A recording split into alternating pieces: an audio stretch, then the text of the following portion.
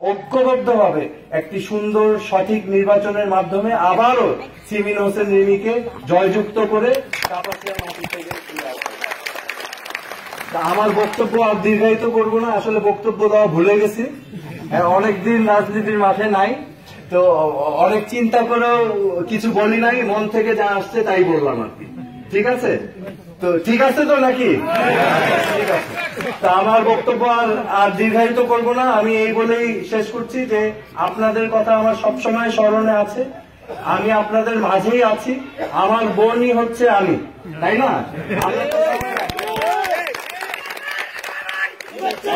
আরেকটা জিনিস মনে রাখবেন যে রাজনীতি করে মানুষ বিভিন্ন কারণে।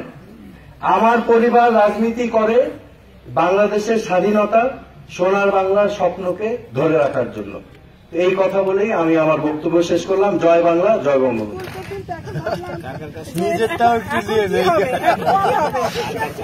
আমি এখন তাদেরই অফিসিয়াল চিত্র গ্রাহক। যাই হোক, আমি সবচেয়ে আমার যেটা ভালো লাগছে এখানে এসে, আওয়ামী লীগের দায়িত্ব নেওয়ার প্রশ্নে শর্ত জুড়ে দিয়েছেন সাবেক প্রধানমন্ত্রী তাজউদ্দিন আহমেদের ছেলে তানজিম আহমেদ সোহেল তাজ।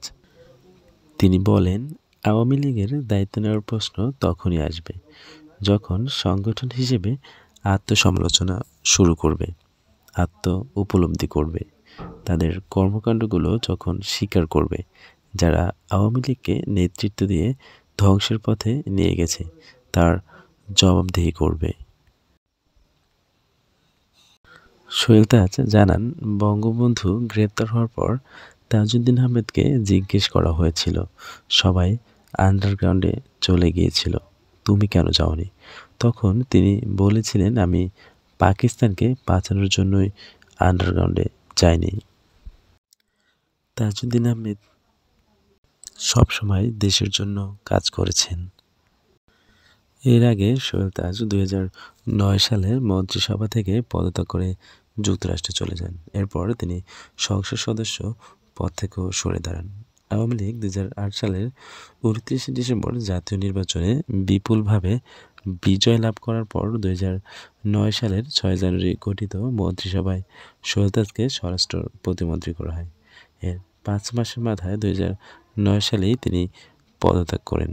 2012 সালের 7 জুলাই তিনি স্পিকারের কাছে পদত্যাগপত্র দিয়ে সংসদ সদস্য পদ থেকে পদত্যাগ করেন। একই খাটের মধ্যে দেখেন, আজকালকার যে সমাজে যে ভেদাভেদটা, এই যে শ্রেণী বিভাজন, এটা কিন্তু আমাদের পরিবার সবসময় চেষ্টা করেছে যে সেটাকে ভাঙতে, এবং রিমি যেভাবে কাজ করছে।